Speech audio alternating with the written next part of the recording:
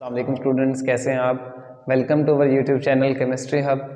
आज हमारा lecture number 14 है और हम बात करेंगे एक इम्पोर्टेंट टॉपिक के ऊपर, एवोगैड्रोस नंबर। एवोगैड्रोस नंबर थोड़ा सा डिफ़िकल्ट है लेकिन कॉन्सेप्चुअल है। अगर इस कॉन्सेप्ट को समझ लेंगे तो आपको जो है वो एवोगैड्रोस नंबर की जो है वो मुकम्मल गिरफ्त हासिल हो जाएगी। तो स्टार्ट करते हैं। सबसे पहले हमारे पास डेफिनेशन क्या है एवोगैड्रोस नंबर की। It is a collection of 6.02 10⁻23 particles. ये हमारे पास क्या है, एक कलेक्शन है कितने पार्टिकल्स की, 6.02 10⁻23। अब आप समझ रहे होंगे कि ये क्या अजीब सी चीज़ आ गई 6.02 10⁻23। ये इसी तरीके से समझ लें जिस तरह हम एक डज़न का यूनिट यूज़ करते हैं, दर्जन। जैसे हम कहते हैं कि एक दर्जन है तो इसका मतलब उसके अंदर नंबर जो होंगे वो 12 होंगे। अगर आप किसी मार्केट से या शॉप से आप एक दर्जन अंडे लेंगे तो उसके अंदर 12 होंगे, तो दर्जन का मतलब 12। Dozen means 12। इस तरीके से 1 डज़न इक्वल होता है 12 नंबर के।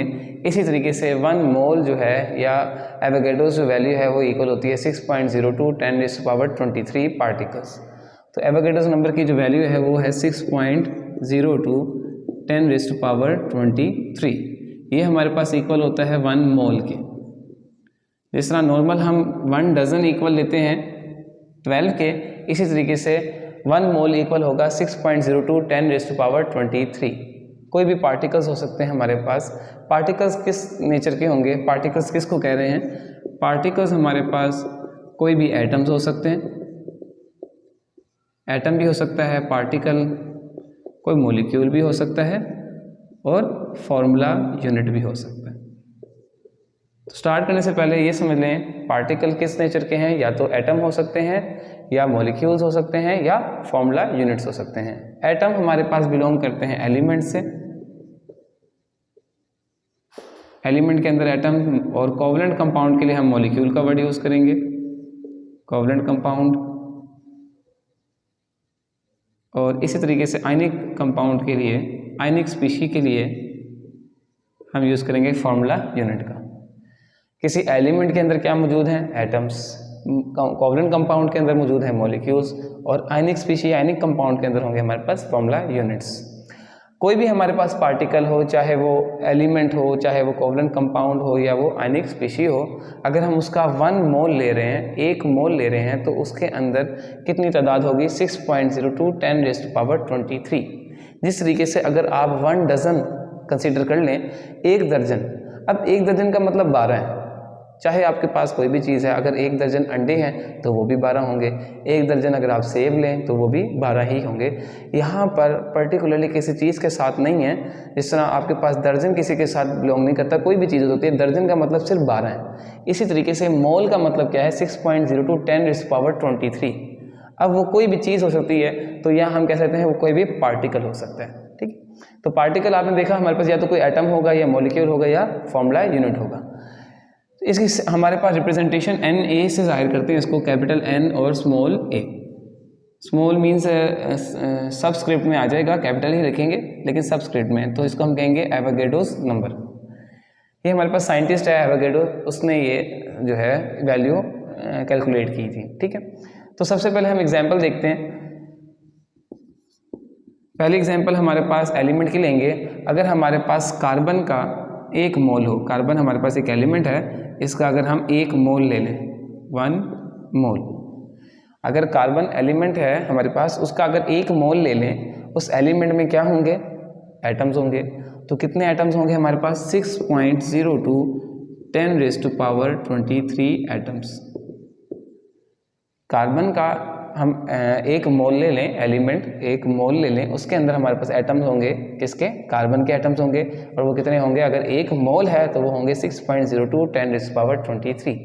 इसी तरीके से अगर आप हाइड्रोजन का एलिमेंट ले लें, 1 मोल, आप हाइड्रोजन H, इसके अंदर किसके, हाइड्रोजन के एटम्स होंगे, और वो कितने होंगे, अगर 1 मोल वैल्यू है तो वो होंगे 6.02 10⁻23 एटम्स। ये हमारे पास एलिमेंट के केस में है। अगर मॉलिक्यूल की बात करें तो अगर हम 1 मोल H2O का लें, 1 मोल वाटर, 1 मोल H2O। अब H2O हमारे पास क्या है, एक कोवलेंट कंपाउंड है। कोवलेंट कंपाउंड के अंदर क्या होंगे, मॉलिक्यूल्स होंगे।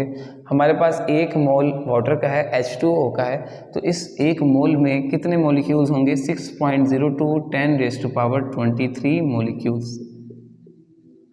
सिर्फ ये आपने कंसीडर करना है कि आप कौन सी चीज़ ले रहे हैं। अगर एलिमेंट ले रहे हैं तो उसके अंदर एटम्स होंगे, कोई आप कोवलेंट कंपाउंड ले रहे हैं तो उसके अंदर हमारे पास मॉलिक्यूल्स होंगे। और थर्ड वन, अगर हम आयनिक स्पीशी ले लें तो उसके अंदर क्या होंगे, फॉर्मूला यूनिट्स होंगे। अगर हम किसी भी 1 मोल आयनिक स्पीशी, कोई भी NaCl ले लें, ये आयनिक कंपाउंड है, इसके अंदर ये आयनिक स्पीशी है, अगर इसका हमने 1 मोल लिया है तो उसमें कितनी तादाद होगी, 6.02 10⁻23 फार्मूला यूनिट्स, क्योंकि आयनिक स्पीशी के अंदर हमारे पास क्या होंगे, फार्मूला यूनिट्स होंगे। आयनिक कंपाउंड का रिप्रेजेंटिंग यूनिट जो होता है वो फार्मूला यूनिट होता है, कोवलेंट कंपाउंड का मॉलिक्यूल होता है, इस तरीके से एलिमेंट के अंदर क्या होते हैं, एटम्स होते हैं। तो सिंपल सी चीज़ है, सिर्फ और सिर्फ इससे कंफ्यूज नहीं होना। 1 मोल जब भी आ जाए, 1 मोल, उसका मतलब है 6.02 10⁻23। जिस तरीके से नॉर्मली अगर 1 दर्जन का वर्ड आ जाता है, 1 डजन आ जाता है, तो हमारे फ़ौरन से जहन में आता है कि 12। अब अगर 1 दर्जन कोई भी चीज़ हम ले लें, कोई भी चीज़ है, अगर वो दर्जन है तो इसका मतलब वो 12 की तादाद में होगी। इसी तरीके से हम केमिस्ट्री के अंदर 1 मोल को कंसीडर करेंगे, वो कितना है, 6.02 10⁻23। यही एवोगाड्रो ने कहा था कि किसी भी चीज़ का 1 मोल अगर हम लें तो उसमें कितने पार्टिकल्स होंगे, 6.02 10⁻23 ही होंगे, चाहे वो एटम्स हों, चाहे वो मॉलिक्यूल्स हों, या चाहे वो फॉर्मूला यूनिट्स हों। ठीक है, नेक्स्ट हम एग्जाम्पल देखते हैं। मॉलिक्यूल के बाद हम एग्जाम्पल देखेंगे। एक एग्जाम्पल है हमारे पास वाटर की, H2O। ये हमारे पास एक मॉलिक्यूल है वाटर का। अगर हमने वाटर 1 मोल वाटर ले लें, 1 मोल हमारे पास H2O है, इसके अंदर 6.02 10⁻23 मॉलिक्यूल्स होंगे, और वो भी किसके होंगे, वाटर के होंगे। अगर आपने H2O कंपाउंड 1 मोल लिया है तो उसके अंदर 6.02 10⁻23 मॉलिक्यूल्स होंगे वाटर के। अब हम ये जानना चाहते हैं कि इसके अंदर 6.02 10⁻23 मॉलिक्यूल्स में एटम कितने होंगे। तो इसके लिए सबसे पहले हमें ये देखना पड़ेगा कि अगर 1 मॉलिक्यूल है हमारे पास वाटर का, सबसे पहले हमें ये अंदाज़ा लगाना पड़ेगा कि इसके अंदर कितने एटम्स हैं। तो इसके आपको फॉर्मूला से नज़र आ रहा है कि इसके अंदर 2 हाइड्रोजन है और 1 ऑक्सीजन है। 1 ऑक्सीजन है और 2 हाइड्रोजन है। 1 मॉलिक्यूल वाटर के अंदर 2 एटम आपके पास हाइड्रोजन के हैं और 1 एटम ऑक्सीजन का है। अगर हमारे पास 6.02 10⁻23 मॉलिक्यूल्स हों, यूँ समझ लें कि अगर आपने 1 मॉलिक्यूल लिया है वाटर का, उसमें हाइड्रोजन कितने हैं, 2। अगर आप 2 मॉलिक्यूल लेंगे तो हाइड्रोजन कितने हो जाएंगे, डबल हो जाएंगे, 4। और अगर आप इस तरीके से 3 लेंगे तो ये कितने हो जाएंगे, 6। तो आप किस फैक्टर से मल्टीप्लाई कर रहे हैं, जितनी भी तादाद होगी, जितने मॉलिक्यूल की तादाद होगी, उसको आप 2 से मल्टीप्लाई कर रहे हैं। फिर समझ लें, अगर 1 मॉलिक्यूल है तो आपके पास 2 हाइड्रोजन है उसके अंदर एटम, हाइड्रोजन के अगर 2 होंगे तो फिर आपके पास हाइड्रोजन के एटम कितने हो जाएंगे, 4। इस तरीके से अगर आप H2O के 3 मॉलिक्यूल्स लेंगे तो उसमें हमारे पास हाइड्रोजन कितने हो जाएंगे, 6। तो आप सिंपली जो जितने भी नंबर ऑफ एटम्स हैं उसको आप 2 एटम्स हैं उसको आप 2 से मल्टीप्लाई कर रहे हैं। ठीक है, अगर 1 है तो आप उसको 1 मल्टीप्लाई बाय 2, तो हमारे पास वैल्यू क्या आ जाती है, 2। अगर 2 मॉलिक्यूल होंगे तो 2 मल्टीप्लाई बाय 2 क्या हो जाएगा, 4। इसी तरीके से 3 होंगे तो फिर 2 से मल्टीप्लाई करेंगे, हमारे पास क्या हो जाएगा, 6। इसी तरीके से अगर हमारे पास 6.02 10⁻23 मॉलिक्यूल्स हैं तो उसमें हाइड्रोजन के एटम्स कितने होंगे, 1 में 2 हैं तो इसमें कितने होंगे, 2 से आप मल्टीप्लाई करेंगे 6.02 10⁻23।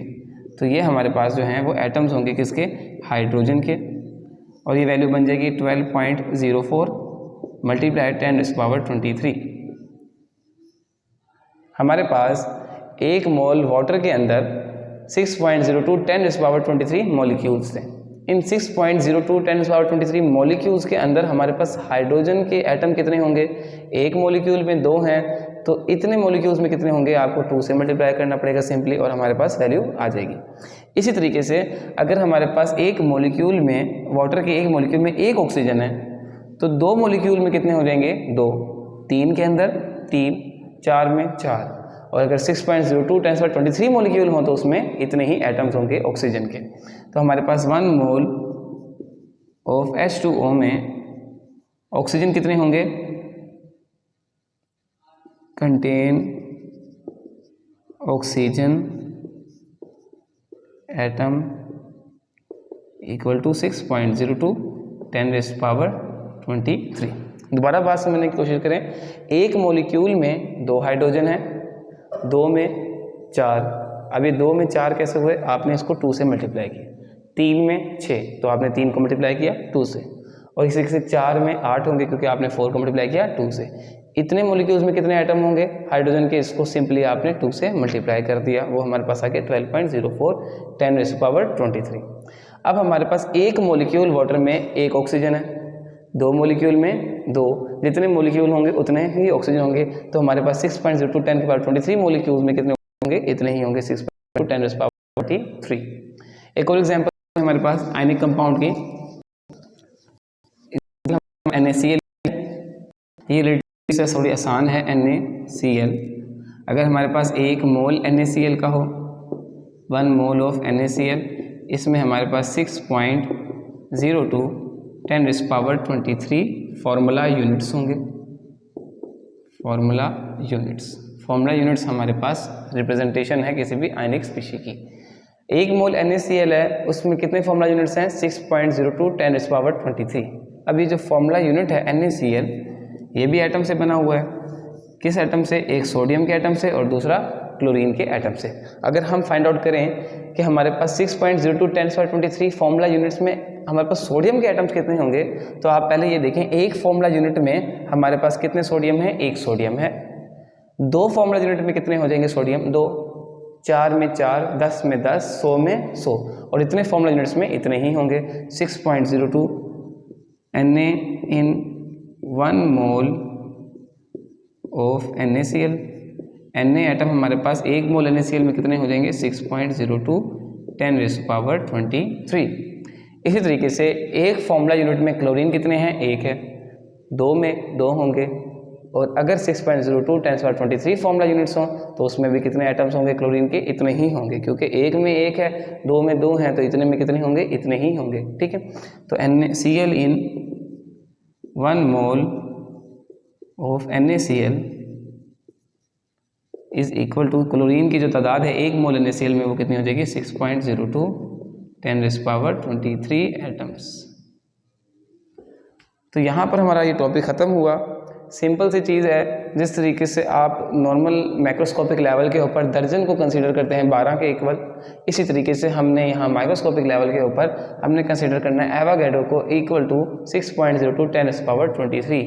ये हमारे पास 1 मोल है किसी चीज़ का, जिस तरह 1 दर्जन 12 है, 1 मोल 6.02 10⁻23 के इक्वल हो जाएगा, चाहे वो एटम हो, चाहे वो मॉलिक्यूल हो, चाहे वो फॉर्मूला यूनिट हो।